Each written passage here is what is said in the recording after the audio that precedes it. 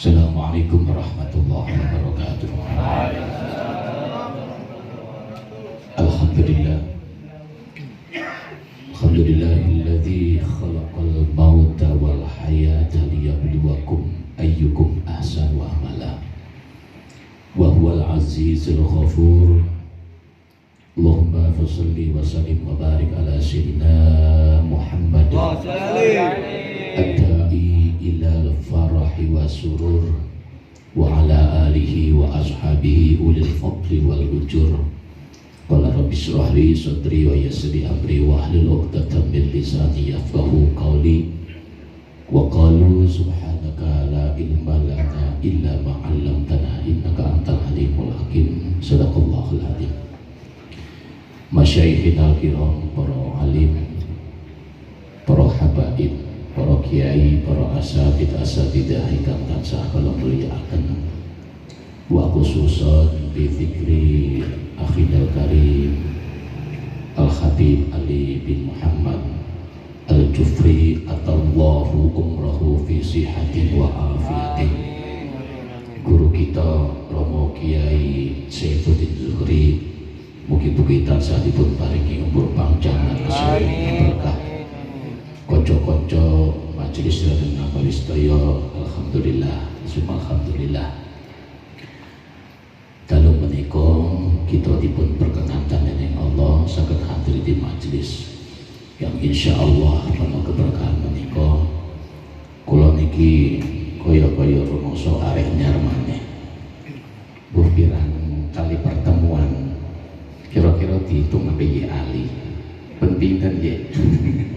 Ma'dzur alaih, karena sesuatu yang tidak disengaja sehingga kami beberapa kali rutinan belum sempat ikut hadir. Mudah-mudahan mulai sekarang Allah berikan kekuatan, kesehatan dan kesempatan sehingga kita bisa bersama-sama hadir terus di Majelis Radun Nabawi yang kita cintai dan kita harapkan nanti kita kumpul dengan murabi hadal makan muassis hadal majlis Al-Habib Muhammad bin Ali bin Abdurrahman Al-Jufri. Al-Fatihah. Alhamdulillahirabbil alamin. Ihdinas siratal mustaqim walladzina an'amta 'alaihim. Amin ya rabbal. Alhamdulillah, saya melihat wajah panjenengan bersinar-sinar. Ini karena kemarin kita baru saja melaksanakan Idul Adha. Sholat Idul Adha diteruskan dengan penyembelihan kurban dengan berbagai macam profesi. Ada yang berkurban, ada yang melihat hewan kurban, ada yang setiap tahun rutin hanya beli arang dan tusuk sate saja. Kita jenengan melebat sing pundi? Oh, sing nomor 3. Oke, mudah-mudahan tahun depan berubah status menjadi orang yang berkorban. Amin Allahumma amin. Sakjane setiap tahun itu kita diharapkan oleh Allah dengan mengikuti pelaksanaan penyembelihan kurban, kita semua ini memiliki karakter Ibrahimiyah. Apa karakter Ibrahimiyah? Kanjeng Nabi Ibrahim alaihissalam itu adalah nabi yang dengan tegas oleh nas Al-Quran beliau itu mendapatkan gelar Khalilullah. Khalilullah saja, tidak ada tambahan assalam, tidak ada. Kalau Khalilullah assalam niku sing make kacamata. Jadi Nabiullah Ibrahim itu Khalilullah yang artinya adalah kekasih Allah. Maka Syekh Nawawi bin Umar Al-Bantani Al-Jawi di dalam kitab fenomenalnya Naswaibul Ibad, insyaallah halaman 10 makalah yang ke-11, beliau dengan amat sangat panjang menerangkan kenapa Nabiullah Ibrahim alaihissalam itu itu oleh Allah diberikan gelar Khalilullah atau kekasih Allah. Yang pertama, Nabi Ibrahim ketika ditanya, Qila li Ibrahim alaihi salam. Ketika Nabi Ibrahim diberikan satu pertanyaan, li ayyi syai'in ittakhadhakallahu khalilan. Wahai Ibrahim, kenapa engkau dijadikan oleh Allah sebagai kekasihnya? Qala, Nabi Ibrahim menjawab, bisalah sati asya'a. Allah menjadikan aku sebagai kekasihnya karena 3 perkara. Dan ini menjadi pelajaran bagi kita bahwa siapapun dari kita yang ingin dijadikan sebagai kekasihnya, minimal kalau tidak dijadikan sebagai walinya, kita mendapatkan curahan rahmat, nikmat dan kasih sayang dari Allah Subhanahu wa ta'ala. Maka kita ikuti 3 karakter yang terdapat di dalam diri Nabiullah Ibrahim alaihissalam. Yang pertama adalah Nabi Ibrahim berkata, ikhtartu amrallahi ala amri ghairi. Aku dijadikan oleh Allah sebagai kekasihnya. Yang pertama, karena aku senantiasa lebih memilih, lebih mengutamakan perintah Allah daripada perintah selain Allah.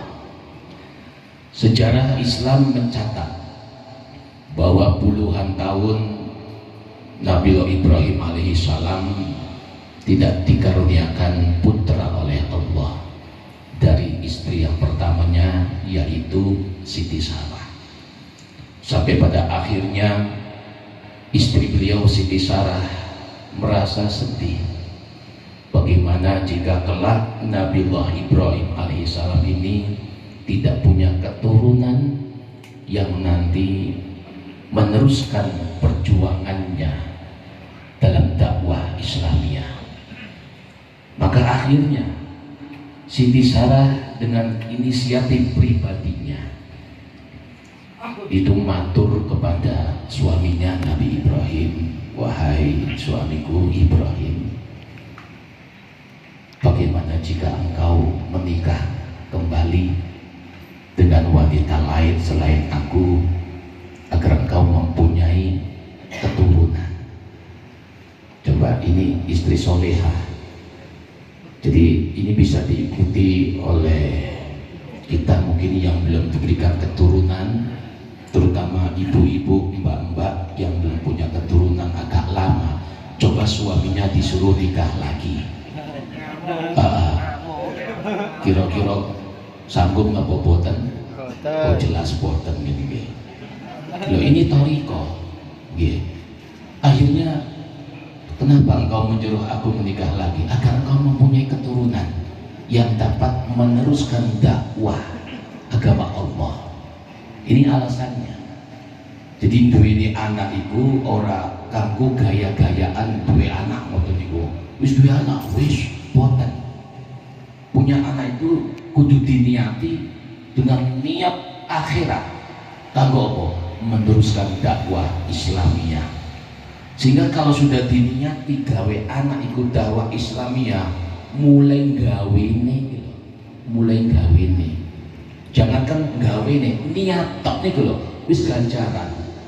Mulai niat sampai mukaddimah, sampai peristiwa-peristiwa. Iku wis ibadah. Nek diniati sing apik. Cece nek gawe apa pengen duwe anak mergo nafsu. Opo maneh niate elek. Aku kudu duwe anak sing akeh. Ojo kalah ambek kancaku. Kancaku anake 5, aku kudu 7. Lho rumangsane. Kok akeh-akeh anak. Anak akeh gampang mencret to ngoten niku ya. Jadi boten duwe akhirnya Nabi Ibrahim menyetujui nikah dengan Siti Hajar. Nah, nikah di Hajar, Masya Allah, dengan Siti Hajar. Ringkas cerita punya putra yang bernama sinten?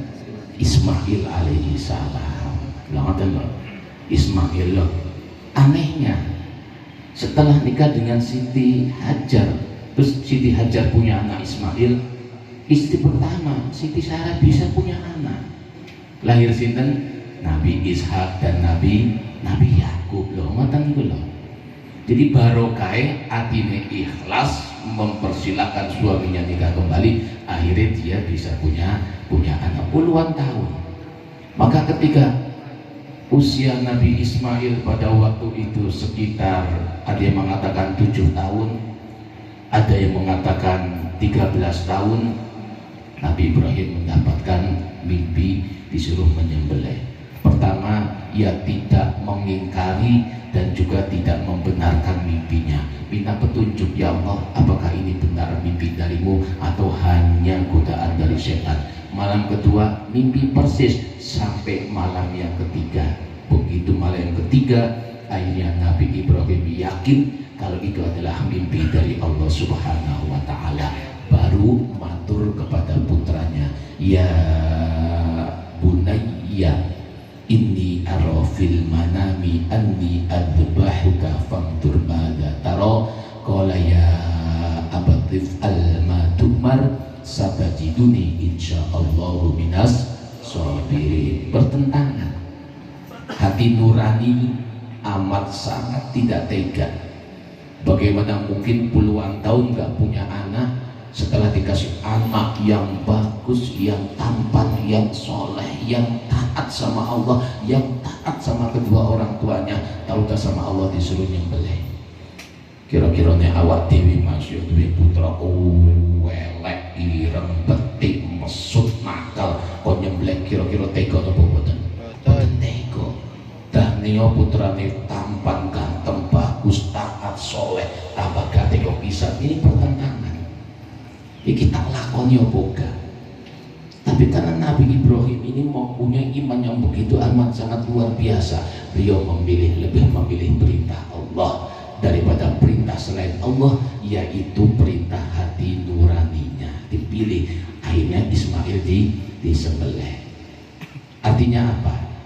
Artinya dalam kehidupan sehari-hari kita, ketika ada satu pertentangan berhadapan antara perintah Allah dengan perintah selain Allah, maka dengan mensuri tauladani Nabiullah Ibrahim alaihissalam, ini mestinya kita lebih memilih perintah Allah. Contoh, di waktu malam, terutama di sepertiga malam yang terakhir, Allah dengan amat sangat tegas itu memerintahkan kita dalam kitab suci Al-Quran, wa minal laili fatahajjat bihi nafilatan lak asa ayyab'asaka rabbuka maqaman mahmuda. Intinya kontangi sholat wengi, sholat tahajud. Sementara perintah mata iki lho, mripate awak dhewe iki perintah jaluk merem, awake jaluk leren geletak. Lah ngoten sih. Lah ini ketika ada perintah Allah menyuruh kita bangun, sementara perintah selain Allah, perintah matanya pengen merem, awake kepingin geletak. Coba mana yang kita dahulukan? Kita mensuri tauladin Nabiullah Ibrahim alaihissalam, ini mestinya kita bangun. Kita bangun bukan berarti nanti kalau bangun terus jadi Khalilullah, bukan. Masih banyak bagian-bagiannya. Minimal seperti itu. Kalau kita ingin dicintai oleh Allah, dahulukan perintah Allah daripada perintah selain Allah. Mata niku awak dhewe kepingine nyekel duit sing akeh duwite ora kalong. Nggih, kardus lewat.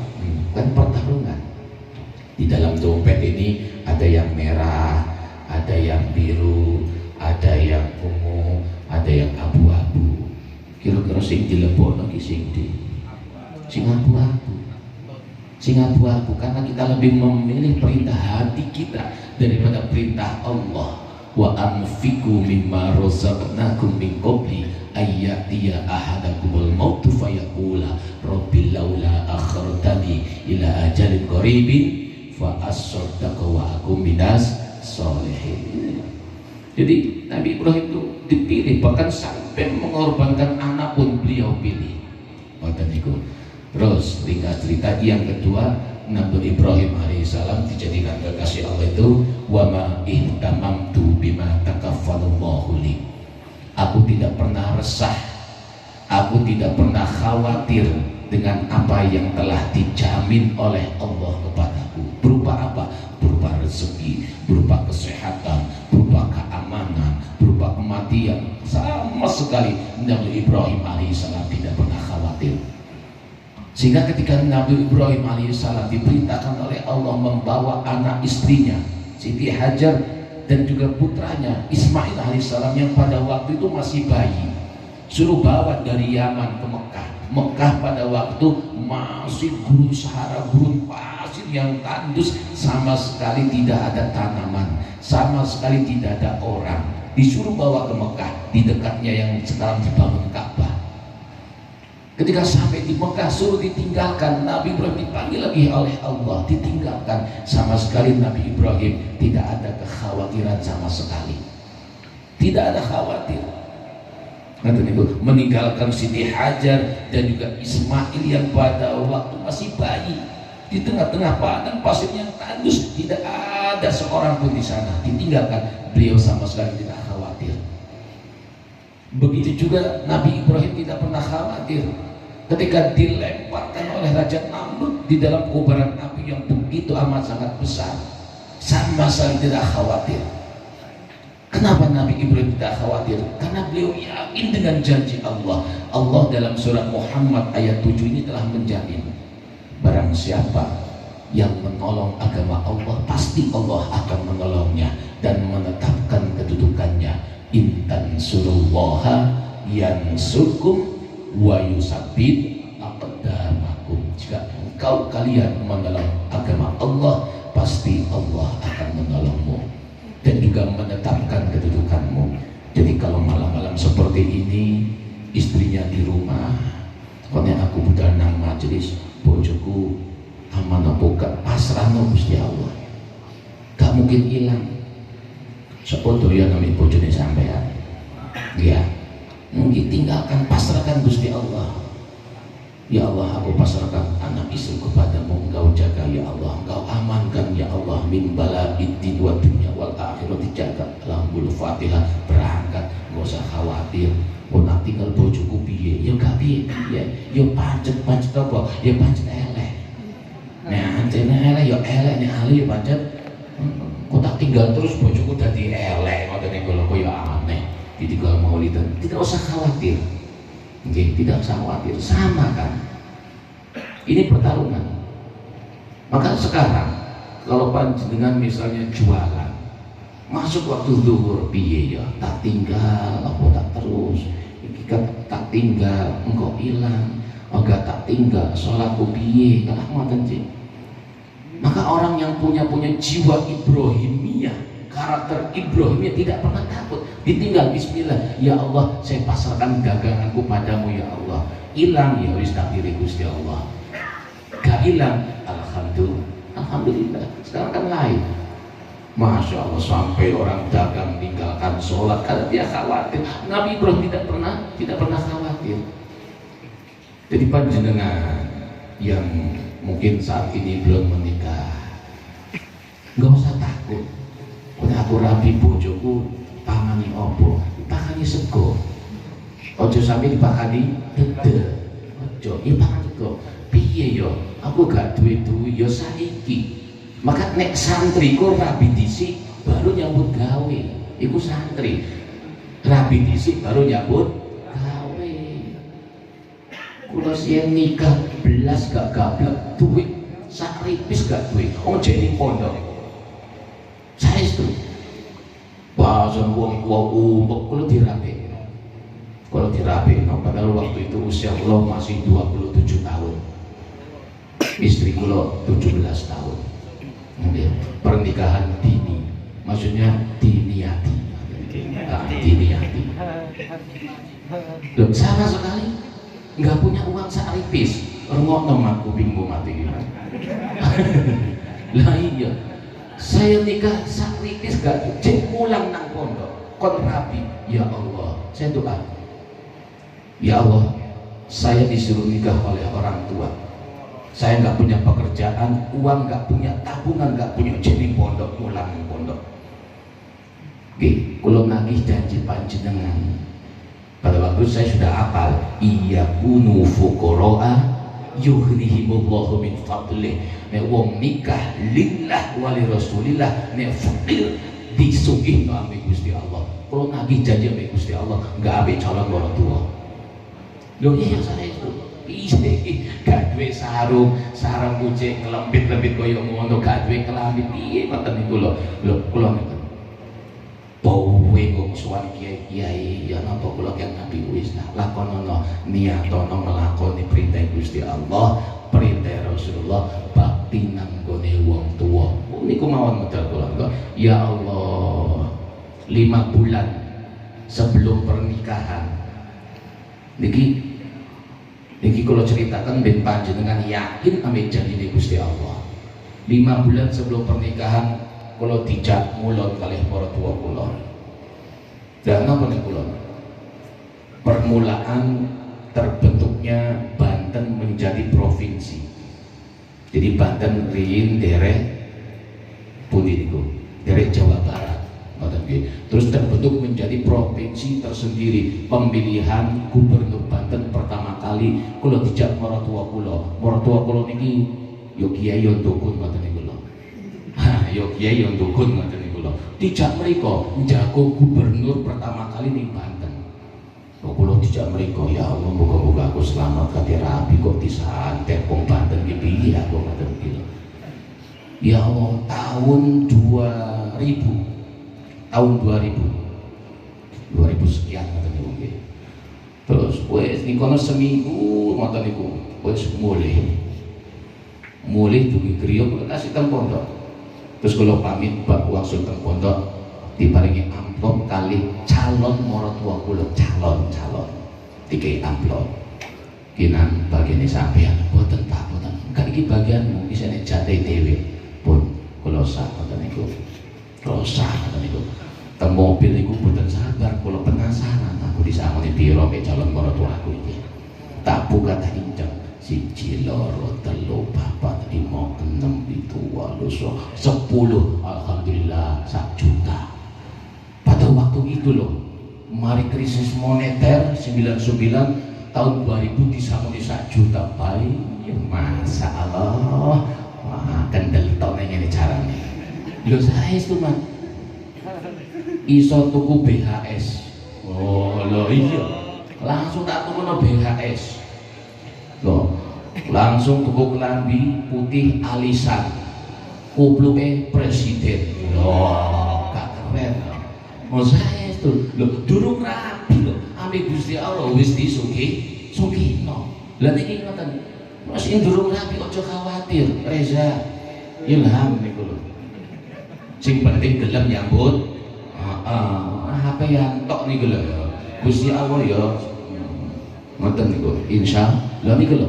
Dadi yakin nami Gusti Allah wis ditanggung ta. Napa meneh nek nglakoni perintah Gusti Allah. Nabi Ibrahim gak pernah khawatir dicemplung nang gone api. Ya Allah 40 hari 40 malam gak lapo-lapo blas, satu helai rambut pun Nabi Ibrahim tidak terbakar. 40 padahal itu kayu sak negara dikumpul dari siji Raja Namrud. Mergo napa? Mergo iku apine wis disabdo kali Gusti Allah. Ya naru kuni bardan wa salaman ala Ibrahim. Adem apine 40 hari 40 malam. Begitu apinya habis, Nabi Ibrahim keluar sama sekali tidak terbakar sedikit pun. Ini beliau yakin ngoten itu.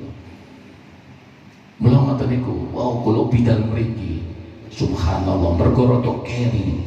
Nggih, sing gonceng kula pamit, Ustaz, kula banterno. Iya. Ternyata noto oleh 120. Mari iki rek. Lho kula ngeten iki, wah, tak tiru Nabi Ibrahim. Wa ma ihtamantu bima takaba aku kaya ngoten niku lho. Yakin tok ngoten niku lho. Tapi nek apa-apa nek tak ketaki rek iki niku lho. Oleh sepedaan ke masalah hukum merentok di sholawatan. Alhamdulillah diparingi selamat. Amin sing gonceng kula niku rambutnya cek gondrong. Iku juga pengaruh ngoten niku lho. Allahumma sholli ala Muhammad. Yang ketiga, Nabi Ibrahim itu didadekno kekasih Gusti Allah. Iki sing menarik. Wa ma ta'asyaitu wa ma taghadaitu illa ma'dhaifi. Aku tidak pernah makan baik di waktu sore maupun di waktu pagi kecuali dengan tamu atau dengan orang lain. Jadi Kanjeng Nabi Ibrahim itu nggak pernah mangan dewi, yang nggak tahu. Nek cemepak makan iki golek konco sing dijak makan. Beliau tidak pernah menghabiskan rezekinya seorang diri, tapi rezeki yang telah Allah berikan kepadanya itu dihabiskan bersama-sama dengan orang lain. Dalam tanda petik, beliau adalah orang yang begitu amat sangat dermawan, luar biasa. Bahkan saking luar biasanya, nek wis golek kanca kiwa tengen kok gak ono, gak petu melaku sak mil. Bahkan pernah berjalan sampai 2 mil golek kanca sing dijak mangan lho, sampai melaku sak mil 2 mil. Padahal sak mil itu 1,6 km. Nek 2 mil berarti 3 kilo punjul golek kanca mangan. Awak dhewe piye? Weh, duwe berkat enak, ojo sampai anak roh. Delingno. Iku nang arek-arek ya amblas ya ngoten niku lho. Ha dhewe deling-delingan. Apa maneh entuk duren, ayo dibungkus sing ra wapat koyo ngoten niku lho. Nabi ora mboten nate. Ngene lho. Jadi beliau itu punya jiwa dermawan yang begitu amat sangat luar biasa, dan ini yang membuat Allah itu cinta sekali kepada Nabi Ibrahim. Masya Allah. Ngapunten, kula kemutan ada satu dialog antara Nabiullah Musa alaihi salam dengan Allah subhanahu wa ta'ala. Jadi Nabi Musa itu nabi yang bergelar Kalimullah, nabi yang selalu didhawuhi bisa komunikasi dengan Allah secara langsung. Dialog ini tertulis di dalam kitab Mukasyafatul Qulub yang dikarang oleh Hujjatul Islam Al-Imam Ghazali. Menarik sekali dialognya. Pertama, Kanjeng Nabi Musa itu bertanya kepada Allah, "Ya Rob, aku sudah beribadah dengan ibadah yang bermacam-macam kepadamu. Lalu ibadahku yang mana yang membuat engkau ini senang, ya Allah?" Jadi Nabi Musa bertanya, ibadah mana yang membuat engkau senang dari ibadah-ibadahku? Dijawab oleh Allah, "Hei Musa, ibadahmu, sholatmu itu hanya untuk dirimu sendiri. Sholatmu untuk dirimu sendiri. Karena dengan melaksanakan sholat, engkau telah menjaga dirimu dari perbuatan keji dan mungkar." Bahasa Al-Quran, "Aqimis sholata, inna sholata tanha anil fahsya'i wal mungkar." Tegakkan sholat, karena sesungguhnya sholat mampu mencegah perbuatan keji dan mungkar. Zikirmu juga untuk dirimu sendiri. Karena dengan berzikir akan membuat hatimu tenang dan tentram. Bahasa Al-Quran, "Ala bi dzikrillahi tatma'innul qulub." Ingatlah dengan zikir kepada Allah, mengingat Allah, hati menjadi tenang, hati menjadi tentram. Puasamu juga untuk dirimu sendiri. Karena dengan berpuasa berarti engkau melatih dirimu untuk menjaga dari perbuatan dosa dan maksiat. Maka bahasanya Kanjeng Nabi, "As-saumu junnatun." Puasa itu tameng.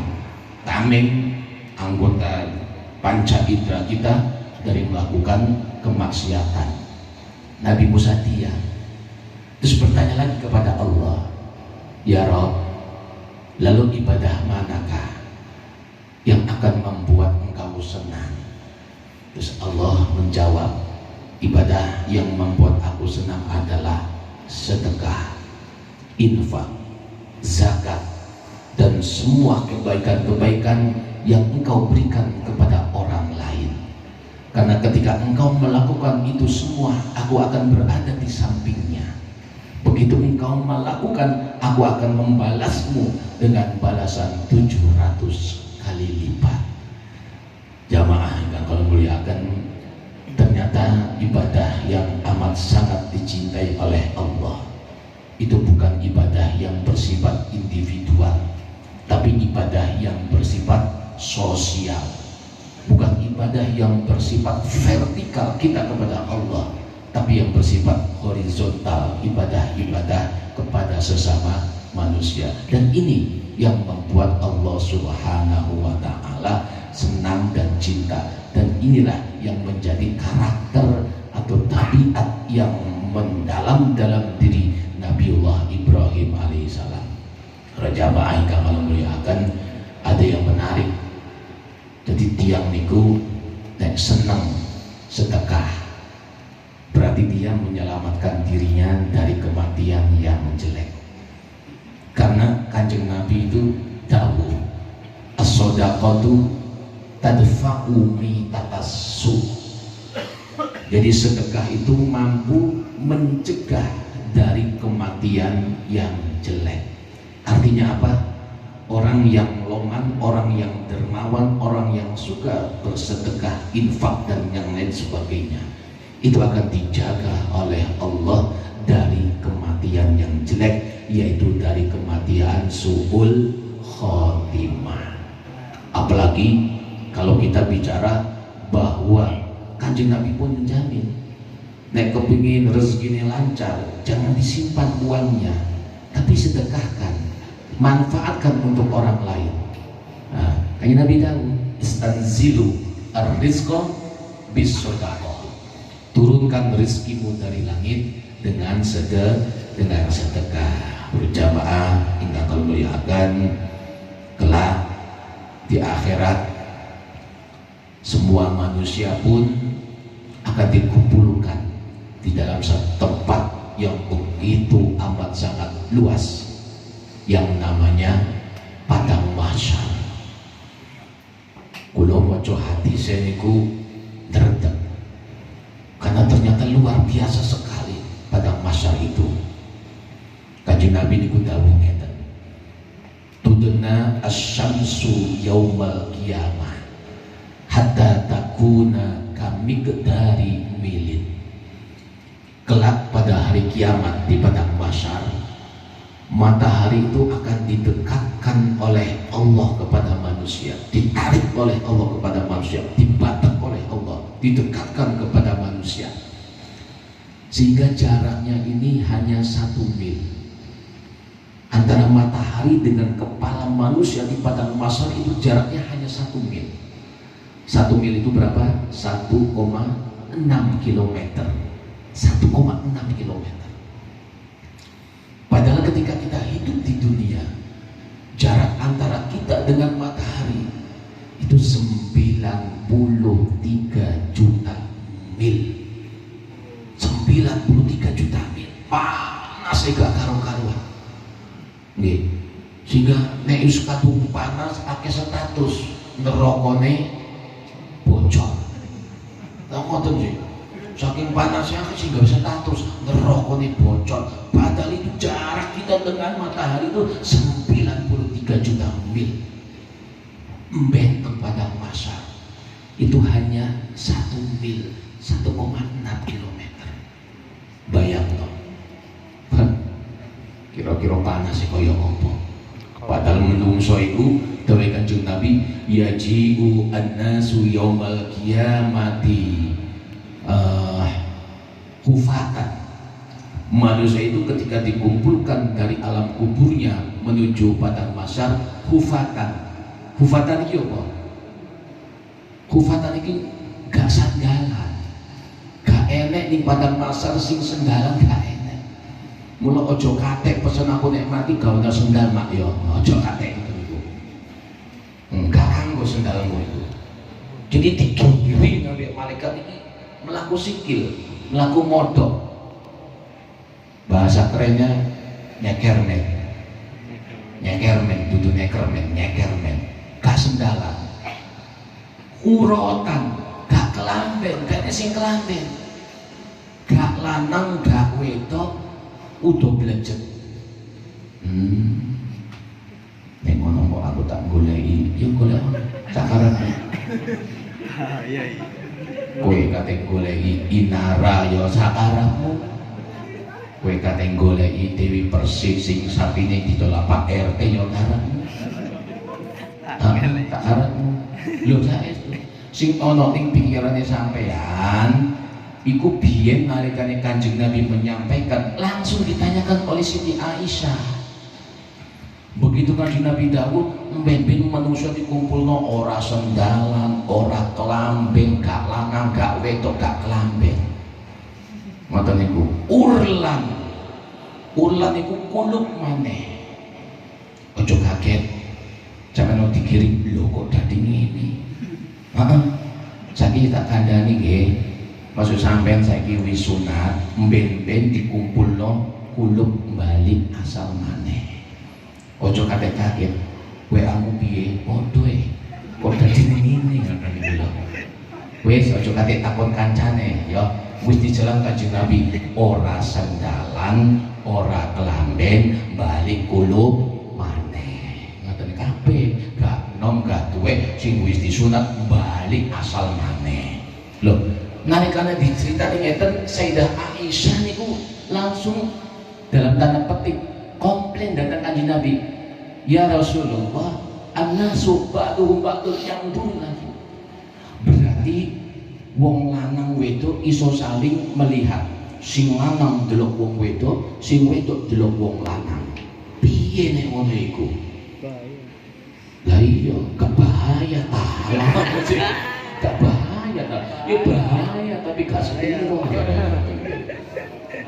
Lho makan iku. Loh, Kanjeng Nabi wong mesem mendengar pertanyaan Sayyidah Aisyah, Kanjeng Nabi mesem persis pertanyaan sampeyan. Nek ngono piye ngono. Gak lato-lato nih gondal-gandel ngono. Ora. Dawuh Kanjeng Nabi, al-amru hauna asyaddu min dzalik. Al-amru hauna asyaddu min dzalik. Aisyah, urusan nang padang mahsyar itu lebih dahsyat daripada ngurusi nyawang kancane ku luwih dahsyat. Ora kepikiran blas sampai diteni ae.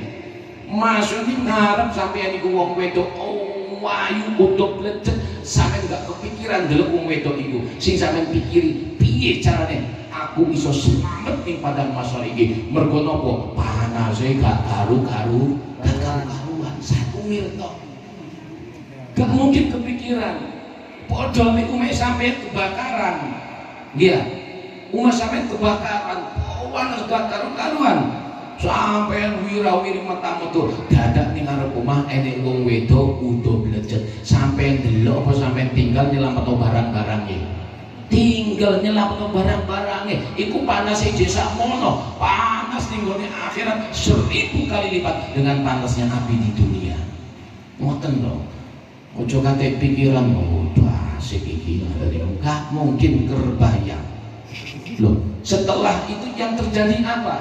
Katakan jadi wa yakunu annasu fil araqi bimiqdari amalihim.